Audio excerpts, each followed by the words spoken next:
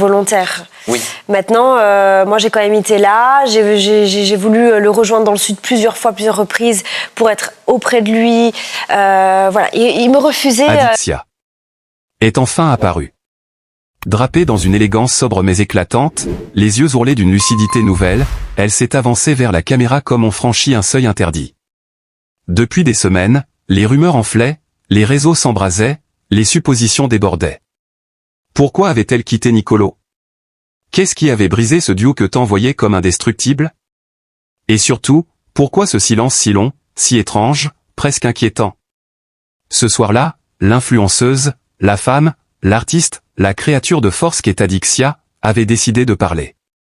Et d'un timbre calme mais tranchant, elle a entamé ce qui ressemblait à une confession, mais qui, peu à peu, a pris les allures d'une véritable révélation. Elle inspire profondément, ses doigts s'entrelacent, puis elle lâche ces mots simples, mais lourds comme des pierres. J'ai longtemps porté quelque chose qui n'était pas pour moi. Une phrase qui, instantanément, figea l'air. Personne ne s'attendait à cela. On pensait à un conflit, à une dispute comme tant d'autres, à ces vagues émotionnelles typiques des histoires passionnées. Pourtant, dans son regard, on lisait que non, ce qu'elle allait dire dépassait de loin les banalités du quotidien ou les anecdotes croustillantes destinées à nourrir la presse. Elle poursuit, la voix vibrante, mais d'une assurance stupéfiante. On ne quitte pas quelqu'un qu'on aime. On quitte quelqu'un qu'on ne peut plus suivre. Et à cet instant précis, dans ce studio silencieux, on n'entendait plus ni murmure, ni respiration, seulement la vérité qui se formait comme une tempête. Car oui, Adixia n'était pas là pour créer un scandale supplémentaire. Elle n'était pas là pour pointer du doigt, ni pour se victimiser. Elle était venue s'expliquer, se libérer, et surtout reprendre son récit. Elle raconte alors les mois précédant la rupture, un tourbillon de compromis, de doutes, de contradictions. Des moments où elle se reconnaissait de moins en moins, où sa créativité se heurtait à des murs invisibles, où son propre bonheur lui échappait entre les doigts. Elle parle de nuits blanches, de journées où elle se maquillait pour masquer non pas des cernes, mais des fissures intérieures. Et soudain, sa voix se brise légèrement juste assez pour comprendre que tout ceci n'a jamais été un simple caprice. Je me suis oublié. Et personne ne mérite que je m'oublie, pas même lui. La salle frémit. Ce n'est pas une dénonciation. C'est une renaissance. Elle explique que tout n'était pas sombre, que Nicolo n'était pas un bourreau, qu'il n'y avait aucun drame caché, aucune trahison explosive. Mais parfois, les choses les plus douloureuses sont celles qui ne font pas de bruit. Parfois, ce n'est pas l'excès qui tue une histoire, mais le manque d'écoute, le manque de place, le manque de compréhension mutuelle. Et puis, Adixia révèle doucement ce que tout le monde ignorait. Ce que j'avais à dire ne trouvait plus d'écho. Je parlais, et je me perdais. Elle décrit une relation qui s'étirait, s'effilochait, presque imperceptiblement. Une relation où elle avançait seule pendant qu'elle croyait encore qu'il marchait à deux. Où les priorités changeaient, mais jamais au même rythme. Où ses rêves ne dansaient plus avec ceux de l'autre. Elle ne cherche ni excuse, ni vengeance. Elle cherche juste la vérité. Sa vérité. Et lorsque les caméras zooment légèrement, on découvre dans ses yeux non pas de la tristesse, mais cette lueur rare, presque sacrée, celle d'une femme qui se choisit enfin. Son discours devient plus affirmé, plus puissant, comme si chaque phrase la libérait d'un poids qu'elle portait trop longtemps. J'ai compris que je valais plus que le silence qu'on m'imposait. Une phrase qui résonne comme une décharge électrique.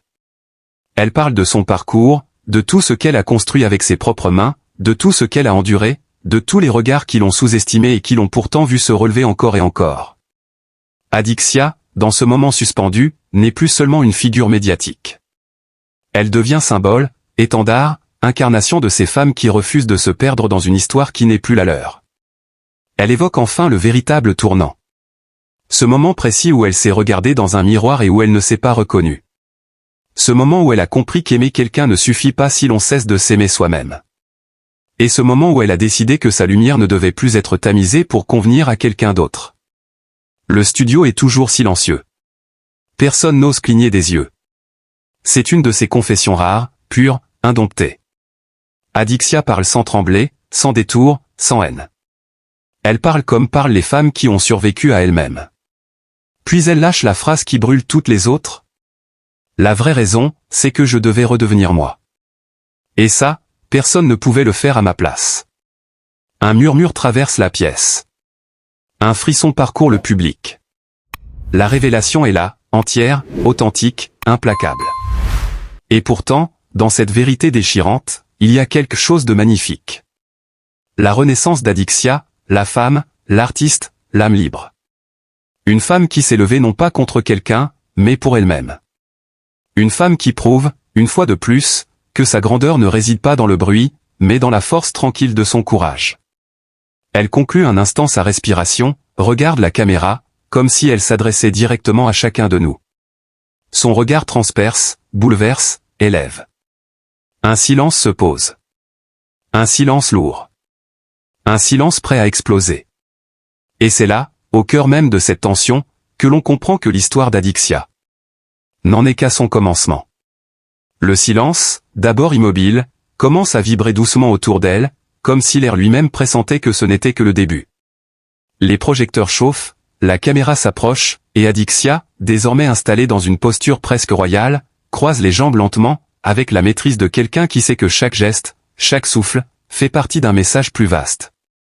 Elle ne fuit rien. Elle n'adoucit rien. Elle assume tout. D'un mouvement délicat, elle repousse une mèche blonde derrière son oreille et reprend, plus posée, mais avec cette intensité brûlante que seul le vécu authentique peut donner. On m'a souvent demandé pourquoi je n'ai rien dit plus tôt. Elle marque une pause. La vérité, c'est que je ne voulais pas parler tant que je n'étais pas sûr de pouvoir le faire, sans me trahir. Ce simple aveu frappe comme une vague. Depuis des mois, des centaines de commentaires l'accusaient d'esquiver, de manipuler, de jouer un jeu. Mais voilà ce qu'ils ignoraient tous, le silence n'avait jamais été une stratégie. C'était une protection. Son visage se durcit légèrement, puis se libère. Comme si elle déposait enfin sur la table tout ce qu'elle avait caché dans ses poches depuis trop longtemps. Elle explique alors, avec une lucidité presque déconcertante. J'étais en train de me reconstruire en silence, pendant que tout le monde criait autour de moi. Et soudain, la pièce n'est plus un simple studio. C'est une scène. Une confession. Un manifeste. On sent que chaque mot porte l'empreinte d'un chemin long, sinueux, parfois cruel. Et qu'elle ne revient pas pour juger le passé, mais pour éclairer ce qui l'a façonné. Elle évoque leurs différences, celles que personne ne voyait vraiment, pas celles qui se racontent, mais celles qui se ressentent. Les différences de rythme, de vision, de priorité. Ce qui se passe dans l'ombre des caméras, loin des soirées, loin des buzz, loin des apparences impeccables sur Instagram. Ces détails minuscules mais décisifs, qui finissent par creuser un fossé que même l'amour ne parvient plus à combler. Sa voix se fait plus grave, plus vibrante. Ce que vous avez vu, ce n'était pas un couple qui se brise. C'étaient deux personnes qui ne regardaient plus dans la même direction. Un frisson parcourt les techniciens eux-mêmes, pourtant habitués aux confessions spectaculaires. Mais cette fois, ce n'est pas du spectacle. C'est une vérité nue, sans maquillage, sans prétexte. Elle révèle alors ce que personne n'avait osé imaginer. J'ai essayé, vraiment. J'ai essayé de tenir, de croire, de suivre. Mais chaque jour, je me sentais plus loin de moi-même, et plus loin de lui. Les mots tombent, lourds, irrévocables, mais dénués de haine. C'est ça qui frappe. Il n'y a pas de colère. Il n'y a pas de règlement de compte. Juste une femme qui se tient debout dans sa lumière, sans trembler. Puis, son regard change. Il devient plus profond. Plus déterminé. Quasiment incandescent. Vous savez quoi, dit-elle doucement. Je ne regrette rien. Parce que même si cela a été douloureux, j'ai retrouvé ma voix. Et cette phrase, cette simple phrase, résonne comme une explosion émotionnelle. On comprend soudain l'ampleur du combat qu'elle a mené, seule, silencieuse, pendant que les réseaux la jugeaient au premier poste, au premier geste, au premier souffle. Elle se redresse légèrement, comme si une force invisible l'animait. On m'a demandé de rentrer dans un cadre qui n'a jamais été fait pour moi. Et j'ai essayé. J'ai vraiment essayé. Mais quand tu es faite pour avancer, tu ne peux pas rester dans une cage. La caméra se rapproche encore, capturant l'éclat de détermination qui traverse son visage. C'est à cet instant précis que l'on mesure la grandeur d'Adixia. Sa résilience. Son orgueil sain. Sa dignité éclatante. Cette femme n'a rien détruit. Elle s'est sauvée. Elle parle ensuite de la pression, celle qui ne dit jamais son nom, les attentes du public, les critiques incessantes, les fantasmes que les gens projettent sur un couple qu'ils ne connaissent qu'à travers un écran. Elle raconte les nuits où elle se réveillait avec l'impression d'étouffer, non pas parce qu'elle n'était plus aimée, mais parce qu'elle n'était plus libre. J'ai fini par comprendre que je ne pouvais pas vivre pour satisfaire l'idée que les gens se faisaient de moi. Je devais vivre pour moi. Ces mots sont un souffle, un coup d'éclat, une déclaration de souveraineté. Puis elle révèle un détail plus intime, plus inattendu. Il y avait en moi une petite voix que j'étouffais depuis trop longtemps. Cette voix me disait que j'avais un chemin à suivre, un projet, une identité qui ne pouvait plus rester comprimée. Et un jour, je l'ai écoutée. Son regard se voile d'émotion, mais ne se fragilise pas. C'est une émotion qui élève, pas qui brise. Elle parle de ses projets, de ses ambitions, de ses rêves qu'elle avait mis en sourdine pour préserver une harmonie qui, finalement, n'existait plus que dans les apparences. Et l'on comprend que la rupture n'a pas été un échec. C'était une libération. Une renaissance. Peu à peu, la pression monte dans la salle. Le public retient son souffle. On sent qu'elle s'apprête à dévoiler quelque chose d'encore plus profond, plus brûlant, plus bouleversant. Elle incline légèrement la tête, comme si elle cherchait le courage de prononcer la phrase suivante. Puis, dans un murmure électrique, elle lâche. La vraie vérité, il y avait quelque chose que je ne pouvais plus accepter. Elle ferme les yeux une seconde. Une seule. Mais cette seconde semble contenir une année entière de douleur, de réflexion, d'évolution. Et tandis que les caméras se rapprochent, que les lumières chauffent, que le monde retient sa respiration. Elle rouvre lentement les yeux, comme si elle revenait d'un endroit secret où elle était la seule à pouvoir entrer. Son regard, cette fois, n'est plus seulement déterminé, il est incandescent, chargé de quelque chose de lourd, de vibrant, de tellement vrai que l'air semble se contracter autour d'elle. Les journalistes retiennent leur stylo. Les caméras cessent presque de cligner. Tout le monde comprend, intuitivement, qu'on s'apprête à franchir une frontière émotionnelle que peu de personnalités osent montrer. Ce que je ne pouvais plus accepter. Répète-t-elle, la voix légèrement voilée, mais coupante comme un fil tendu. Elle inspire. Et son souffle tremble, juste un instant, révélant la profondeur du combat intérieur qu'elle mène depuis des mois. C'était de me sentir seul alors que j'étais censé être à deux. Une vague de frissons traverse la pièce. Une phrase simple, mais qui éclate comme une vérité universelle, celle que tant de femmes et d'hommes taisent, par peur de décevoir, par peur d'avouer qu'une relation peut tuer la solitude ou la multiplier. Elle continue, la voix plus posée, presque poétique. La solitude dans un couple, c'est la plus terrible, celle qui ronge sans faire de bruit. Et soudain, tout s'éclaire. Elle n'était pas en train d'abandonner. Elle n'était pas en train de fuir. Elle était en train de se sauver de cette forme invisible d'abandon émotionnel que personne ne voit mais que l'on ressent chaque jour, comme un poids sur la poitrine. Elle raconte alors des scènes minuscules mais révélatrices. Des dîners silencieux où chacun regardait son téléphone. Des moments où elle cherchait un regard, un signe, une écoute, et ne recevait qu'une absence polie, une distance camouflée. Elle décrit les conversations où elle se livrait, mais où ses mots s'écrasaient contre un mur. Les projets où elle croyait qu'ils seraient deux, mais où, finalement, elle avançait seule. J'étais devenue une ombre dans ma propre histoire, murmure-t-elle. Les caméras captent la légère vibration de ses lèvres. Ce n'est pas de la tristesse. Ce n'est pas de la colère. C'est la dignité pure, brute, éclatante d'une femme qui refuse de se réduire à ce que les autres attendent d'elle. Puis, avec une intensité contrôlée, elle poursuit. Je donnais tellement, que j'ai fini par me vider. Et personne, absolument personne, ne mérite de se vider pour exister aux yeux d'un autre. On entend presque un souffle collectif dans le studio. Ce qu'elle dit n'est pas seulement un aveu personnel. C'est un manifeste, un cri silencieux pour toutes celles qui ont déjà ressenti le même étouffement, sans jamais oser le nommer. Elle réajuste légèrement le col de sa tenue, un geste anodin en apparence, mais qui, dans ce moment précis, ressemble à une armure que l'on remet en place avant la bataille finale. Nicolo n'est pas une mauvaise personne, précise-t-elle avec une douceur qui surprend. Mais il n'était plus la personne qui pouvait marcher à mes côtés. Et moi, je n'étais plus celle qui pouvait porter le poids de nos deux vérités. Ce respect, ce recul, cette vision presque sage contraste avec le tumulte des réseaux, avec les disputes spéculées, les accusations inventées, les scénarios dramatiques qu'on lui a prêtés. Mais voilà la preuve. Adixia n'est pas une étoile du scandale. Elle est une femme consciente, une femme debout, une femme libre. Elle regarde alors la caméra droit dans l'objectif, comme si elle s'adressait individuellement à chaque spectateur. Son regard n'est pas dur. Il est clair. Clair et implacable. Il y a quelque chose d'autre que je n'ai jamais dit. Quelque chose que je gardais pour moi.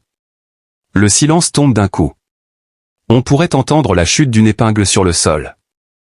Elle pince légèrement les lèvres, comme si ce qu'elle s'apprête à révéler brûlait depuis longtemps à l'intérieur. Puis elle dépose lentement ses mains sur ses genoux, comme une manière de s'ancrer dans le moment présent. J'ai compris que j'étais devenue trop petite pour l'espace dans lequel on me mettait. Elle baisse les yeux une seconde. Une seule. Mais cette seconde suffit pour que la tension grimpe encore d'un cran. Je n'ai pas quitté Nicolo parce qu'il y avait quelqu'un d'autre. Sa voix se fait plus basse, plus grave. Je l'ai quitté parce que j'ai enfin réalisé qu'il n'y avait plus assez de place pour moi. Pas la vraie moi. Pas celle que j'ai protégée, construite, reconstruite. Pas celle que je deviens. Et là, à cet instant précis, Adixia ne parle plus de rupture. Elle parle d'identité. De renaissance. De puissance féminine qui se relève, qui s'affirme, qui se déploie. Elle relève enfin la tête. Et dans ses yeux, il y a cette lueur rare, inimitable, celle des femmes qui ont traversé le feu et qui, au lieu de brûler, ont appris à briller. Et vous savez quoi, dit-elle en esquissant un sourire discret mais victorieux. Je n'ai plus peur de ce que je suis. Ni de ce que je deviendrai. Un frisson traverse les caméras. Les lumières semblent vibrer. Le public retient un souffle qui devient presque douloureux. Parce que tout le monde comprend que ce qu'elle s'apprête à dire maintenant. Ce qu'elle garde encore dans cette pose lourde, brûlante, presque insoutenable. C'est autre chose. Quelque chose de plus profond. De plus intime. De plus bouleversant encore. Un souffle traverse la pièce, un souffle presque vivant, comme si les murs eux-mêmes tendaient l'oreille pour ne pas perdre un seul fragment de ce qui allait suivre. Adixia reste immobile, suspendue à sa propre vérité. Ses doigts tremblent légèrement, non pas de peur, mais de puissance contenue. On sent que ce qu'elle s'apprête à dire n'a jamais été formulé à voix haute, ni devant des caméras, ni même dans l'intimité d'une conversation chuchotée. Elle ferme les yeux un instant, laisse sa poitrine se soulever dans une respiration lente, maîtrisée, presque cérémonielle. Puis elle les rouvre et tout change. Son regard n'est plus seulement franc, il est incandescent, presque sauvage, chargé d'une intensité que le public n'a encore jamais vue. Les techniciens eux-mêmes, pourtant habitués aux drames orchestrés, se figent. La tension n'est plus une ambiance, c'est un choc électrique, un fil tendu entre chaque personne présente. Elle déglutit, avance légèrement la tête vers la caméra et murmure. Il y avait quelque chose en moi, quelque chose que je n'arrivais plus à étouffer. Un souffle traverse l'assistance. Les mots s'élèvent, enveloppés de mystère, de gravité, de ce genre de vérité qui blesse, mais libère. J'avais besoin de plus. Sa voix tremble, juste un peu. Plus que ce que je recevais. Plus que ce que notre relation pouvait m'offrir. Elle baisse les yeux. L'espace d'un instant, elle semble si humaine, si fragile, que le silence devient presque douloureux. Puis elle relève la tête et la fragilité laisse place à une force inébranlable. La vérité, c'est que, j'étais en train de perdre ma passion. Ma propre flamme. Elle marque une pause, laissant les mots se déposer, se diffuser, s'enrouler autour de chaque écoute attentive. Puis elle explique, d'une voix lente, précise, tranchante. J'ai construit ma vie sur l'intensité, sur la création, sur l'émotion. J'ai toujours été entière. Et un jour, je me suis rendu compte que je ne ressentais plus rien. Plus de frissons. Plus de mouvement. Plus de vie. Son regard se durcit. Son visage s'illumine d'une détermination presque royale. Je devenais quelqu'un d'éteint, et ce n'est pas moi. Elle se redresse sur son siège, pose une main sur son cœur, un geste instinctif, presque sacré. Ce n'est plus une interview. C'est une confession spirituelle. Le plus terrible, ce n'était pas de perdre l'amour d'un autre. C'était de perdre l'amour de moi-même. Une onde de choc secoue l'assistance. Des yeux s'écarquillent. Des respirations se bloquent. Puis vient la phrase que personne n'attendait, la phrase qui va bien au-delà de la rupture, bien au-delà de Nicolo, bien au-delà du scandale. Je ne pouvais plus vivre dans un espace où je devais rétrécir pour qu'on m'accepte. Elle ne pleure pas. Elle ne tremble plus. Elle incarne la renaissance. La puissance. La souveraineté. Le ton change alors. Il devient plus grave. Plus confidentiel. Comme si elle se penchait pour révéler un secret interdit au monde entier. Mais il y a une autre raison. Les caméras avancent. Le silence devient un bloc de marbre. Adixia inspire profondément. Son regard se perd un instant dans le vide, comme si elle revisualisait un souvenir brûlant, un moment clé qu'elle s'était juré de ne jamais dévoiler. Un jour, commence-t-elle. Sa voix se brise, juste une seconde. J'ai compris que je n'étais plus respectée. Pas comme femme. Pas comme artiste. Pas comme personne. Une vague glacée traverse la salle. Pas un bruit. Pas un mouvement. Elle serre les lèvres, comme si le reste hésitait à sortir. Puis, dans un souffle, je me suis senti invisible. Totalement invisible. Ces mots frappent, lacèrent, transpercent. Car l'invisibilité est la douleur la plus sourde, la plus silencieuse, la plus corrosive. Adixia relève lentement le menton. Et dans cette posture, dans cette élévation subtile, elle semble grandir non pas physiquement, mais symboliquement. Comme une femme qui reprend sa taille réelle après des mois à se comprimer. Je ne pouvais plus rester avec quelqu'un qui ne voyait plus qui j'étais. L'intensité monte. Encore. Encore.